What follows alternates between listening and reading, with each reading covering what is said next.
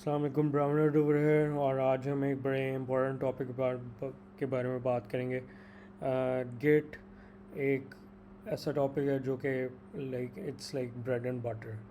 और मैंने एक्सपीरियंस किया है, ये देखा है कि काफ़ी लोगों को पता ही नहीं होता कि गिट क्या है। Even when they're well into their careers.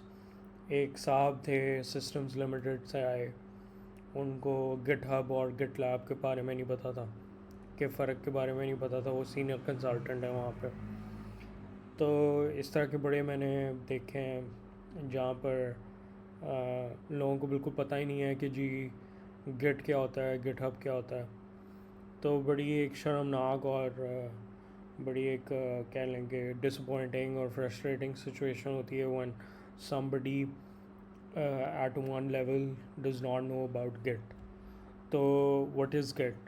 Git is a distributed version control system. बहुत सारे से आते हैं लेकिन Git is the most popular one. It allows us to manage and share our code. It allows us any work to be locally and made diverge as you want, as much as you want. Git मतलब कि कहने का मतलब ये है कि यार एक तरह से ना it's like it's like a file जो ये ट्रैक करती है कि आपने कहाँ पे क्या चेंज की है, कौन सी फाइल में क्या पड़ा हुआ है, और वो सारा कुछ ट्रैक करता। So key terms, repo as in repository जो एक मेन गिट ट्रैक प्रोजेक्ट होता है। Commit a point in time representing the project in its entirety.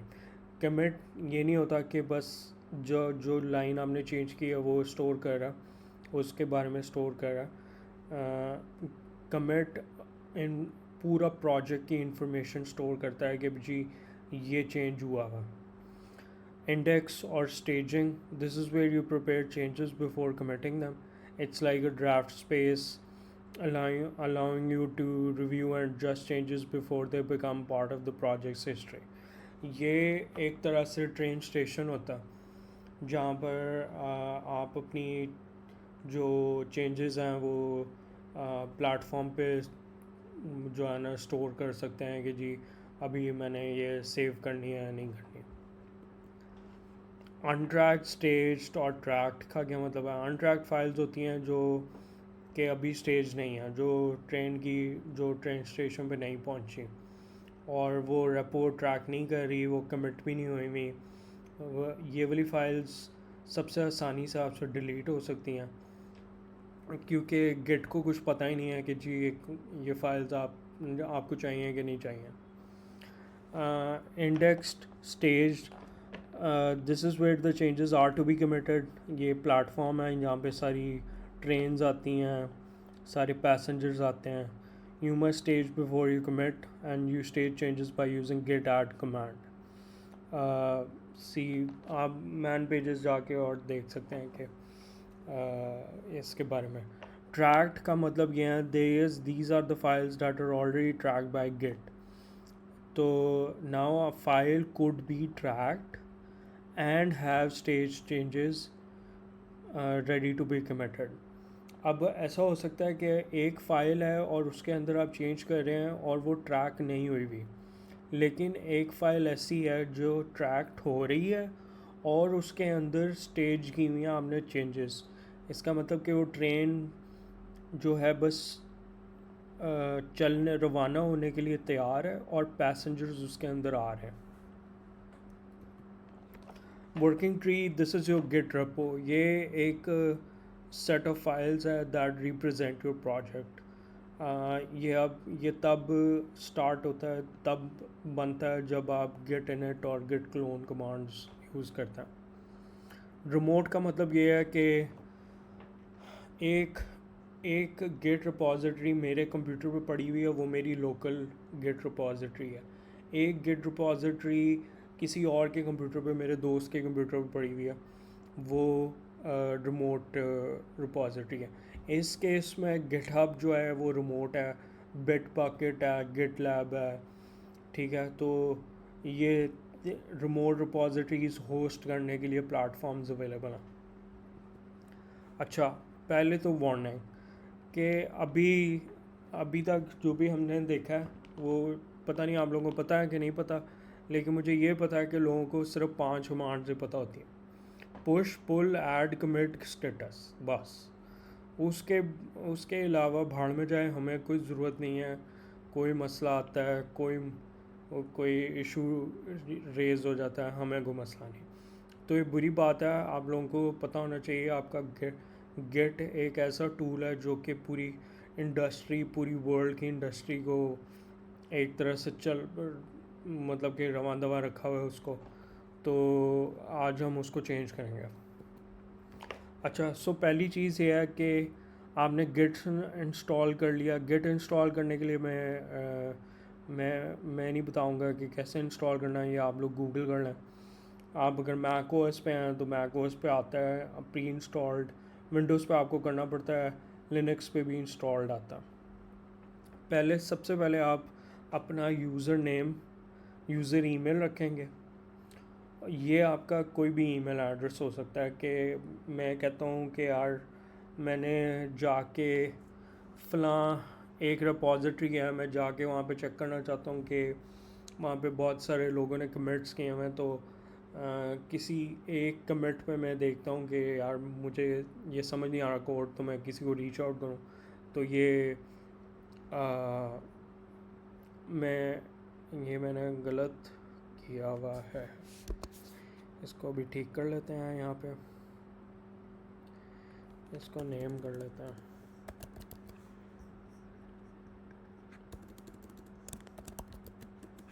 और इसको ईमेल कर लेते हैं।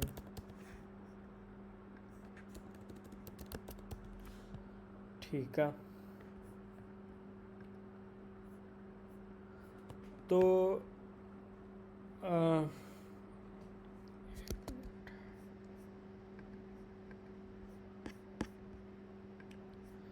सो गिट नेम, सबसे पहले गिट नेम आपने सेट करना है। Git config dash dash add dash dash global.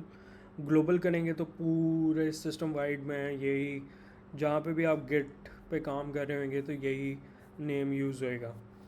और अगर आप यूज़र और अगर आप ग्लोबल नहीं यूज़ करते तो वो फिर सिर्फ उस गिट रिपॉजिटरी में की कॉन्फ़िग में ऐड होगा जिस पे आप अभी ये काम कर रहे हैं, जो इनिशलाइज़ की हुई है। इसी तरह ईमेल भी आप सेट कर सकते हैं। और अगर आपने व्यू करनी है कॉन्फ़िग तो Git config dash get user dot name, user dot email, जो भी आपने कॉन्फ़िग गेट करनी है वो आप देख सकते हैं। क्रिएटिंग ए न्यू रेपो, सबसे पहला स्टेप यही है कि आप रिपॉजिटरी बनाएं। नॉर्मली लोगों को रिपॉजिटरी क्लोन करनी आती है ज़्यादा, क्योंकि किसी और ने काम किया होता है तो आप उसको कॉपी करते हो अपने सिस्टम पे, और फिर आप उसको यू वर्क ऑन इट। लेकिन मोस्टली लोग को पता ही नहीं होता कि जी गेट रेपो बनाते कैसे हैं। तो the very first step is कि आपने गेट इनिट करना है, उस फोल्डर में करना है जहाँ पे आपने अपनी प्रोजेक्ट फाइल्स रखनी है। मल्टीपल लेवल्स हो सकते हैं। आप चाहते हैं जैंगो का प्रोजेक्ट है तो आप चाहते हैं कि मैं एक फ़ोल्डर के अंदर फ़ोल्डर बनाया हुआ है और पे मैं टॉप लेवल फ़ोल्डर पे रिपॉजिटरी इनिशलाइज करूँ, डॉकर फाइल रखी हुई है, ये वह फलाना ढुमकाना रखा हुआ। तो उसके उसके नतीजे में गिट इनिट के जब आप रन करेंगे तो एक डॉट गिट का फोल्डर बनेगा। डॉट गिट के फोल्डर में every it's like a data structure that stores information about your git repository. अच्छा, बेसिक्स क्या हैं कि next couple of commands will be the 80% of commands you will use you'll execute when using git। ठीक है, जो बाकी 20% है वो आपको मसला करेगा। तो पहले तो ये है कि अगर आपने स्टेज करनी है कोई फ़ाइल तो आप गेट ऐड करोगे to index to staging area. Commit करना है तो आप गेट कमिट डैश एम और मैसेज लिखोगे। मैसेज लिखने के भी एटिकेट्स होते हैं, उसके स्टैंडर्ड्स हैं, वो भी आप गूगल कर सकते हैं कि आपको गिट में कमिट मैसेज कैसे लिखते हैं। Git status will describe the state of your Git repo which will include tracked, staged and unstaged changes. अच्छा, so branching, you don't always want to be developing on the main branch. Normally अगर आपका personal project है तो शायद आप main branch पे जो है क्या कहते हैं डेवलप करें, लेकिन अगर आप किसी कंपनी में काम कर रहे हैं, किसी टीम में काम कर रहे हैं, तो you don't always develop on the main branch. Sometimes you need a feature that is developed off the main line such that you can return to the main line, update the code, branch off, and perform some immediate needed fix. This is where Git branches come in. They're cheap, virtually free to create. तो आगे चलते हैं हम कैसे कर सकते हैं. There are two ways to create a new branch. एक है git checkout dash b foo. फू मतलब ब्रांच नेम, या फिर आप गिट ब्रांच भी कर सकते हैं और वो फू करते हैं. नॉर्मली लोग गिट चेकआउट डैश बी फू करते हैं. I don't know why but that's just how it is. लेकिन आपके पास दो तरीके हैं. स्विचिंग बिटवीन ब्रांचेस दो चीज़ें हैं, दो तरीके हैं उसमें भी, गिट स्विच और गिट चेकआउट. लेकिन normally industry wide practice Git checkout किया. Merging. A merge is attempting to combine two histories together that have diverged at some point in the past. There's a common commit point between the two. This is referred as the best common ancestor. Merge base is often used term in the docs. To put it simply, the first and common parent is the best common ancestor.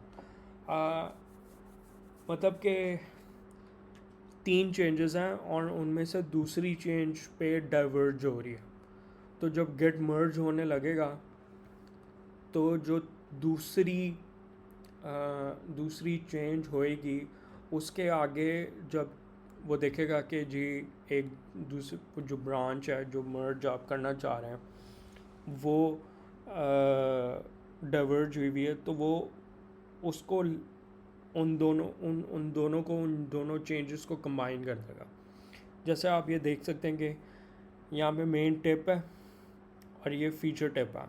आप इसको मर्ज करना चाहते हैं new मर्ज commit के साथ, इस branch के ऊपर. तो I hope this like you understand this, but will go आगे मैं बताऊंगा कि merge is not always the right way to do this. वैसे merging is quite simple.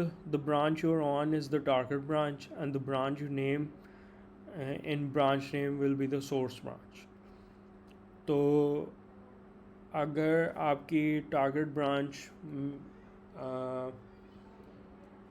Main है तो आप मेन पे रह के आप कहते हैं कि मैंने एक फ़ीचर पे काम किया है फू पे, मैं उसको मर्ज करना चाहता हूँ मेन पे, तो आप फू को लेकर आएंगे मेन पे. Rebasing is much more preferable when you're trying to merge your main branch onto your feature branch. इसमें सिंपल सा प्रोसीजर है कि एक ब्रांच से मेन ब्रांच से आपकी डाइवर्ज हुई एक फ़ीचर ब्रांच. आप चाहते हो कि मैं फ़ीचर पर काम करते करते मैं जो अपनी फ़ीचर ब्रांच है उसके नीचे मेन ब्रांच को रख दूँ, रीबेस कर दूँ. तो इससे आपको फ़ायदा ये होएगा कि आपको मर्ज कमिट नहीं करना पड़ेगा, और मर्ज कॉन्फ्लिक्ट्स या जो भी आते हैं वो आपको शायद रिजॉल्व करने पड़ेंगे कुछ, लेकिन it will be a clean process. So मतलब कि अगर this is it. Fetching simple है कि we can fetch all the git state from a remote repository by executing git fetch. This won't update the current branches checked out, just where the origin has them set to. मतलब कि इसमें ये होएगा कि आपको पता चल जाएगा कि रिमोट रिपॉजिटरी में अगर कोई और काम कर रहा है तो उसने क्या क्या चेंजेस किए हैं, बस वो एक आप समझे कि टेबल अपडेट कर देगा। पुलिंग आपने सबने की होएगी, ठीक है। पुल कमांड क्या करती है कि जो भी चेंजेस हैं वो ले आती है। Git merge is executed to merge the content remote content refs and heads into a new local merge commit, ठीक है। इनमें एक डायग्राम देख लेते हैं। मेन ऑन रिमोट ओरिजिन और मेन आपकी जो है वो लोकल, जो पर्पल में है और ब्लू में। आप कहते हैं कि मैं पुल करना चाहता हूँ सारी चेंजेस, तो जो रिमोट होएगी वो आपके लोकल मेन के नीचे आ जाएगी। एक तरह से रीबेस ही हो रहा है ये, लेकिन आप ये मेन अपने लोकल पे कर रहे हैं और जो टारगेट ब्रांच है वो आपकी रिमोट है। पुशिंग में यही होता है कि जी आप मेन अपना लोकल जो काम है वो आप ओरिजिन या रिमोट जो भी है, जो भी रिमोट है आपका, आप उधर पुश करना चाह रहे हैं। स्टैशिंग में सिंपल है, you have made a change but you need to pull in changes from a remote repo, what do you do. अब इस अभी तक जो मैंने बताया आप लोगों को, उससे तो यही लगेगा कि जी कमिट करें चेंजेस पे, रीबेस करें, फिर या तो मर्ज करें। लेकिन गिट स्टैश से ये होता है कि आपकी जो ट्रैक्ड गिट चेंजेस होती हैं, जो इंडेक्स में पड़ी हुई हैं, जो आपकी वर्किंग ट्री में पड़ी हुई हैं, वो स्टोर कर लेता है एक टेम्परेरी कमिट में, स्टैश कर लेता है, मतलब कि ना अपनी साइड पे पॉकेट में रख लेता। Use git stash when you want to record the current state of the working directory and the index, but want to go back to a clean working directory। आप चाहते हैं कुछ चेंजेस मैं rebase कर लूँ अपनी ब्रांच में, ताकि मैं किसी और ने काम किया फीचर पे, आप चाहते हैं कि मैं वो चेंजेस रख लूँ, लेकिन मैं अपनी चेंजेस जो हैं वो कहीं स्टोर करना चाहता हूँ, मैं अभी कमिट नहीं करना चाहता, but want to go back to a clean working directory। This command saves your local modifications away and reverts the working directory to match the head commit. Stash is a stack of temporary changes basically. And that was it. Thank you so much for sticking around. अगर आपके कुछ सवाल हैं या comments हैं कुछ भी हैं तो आप यू वीडियो के नीचे कर सकते हैं। सब्सक्राइब करें, शेयर करें, and if you want me to do a even deeper dive into git तो let me know. WhatsApp channel भी है, डिस्कॉर्ड भी है, लिंक्डइन पे मैं शेयर करता हूँ, वहाँ पे भी आप देख सकते हैं, बता सकते हैं मुझे। So there are multiple ways of reaching out to me, and until then, it's goodbye from my side.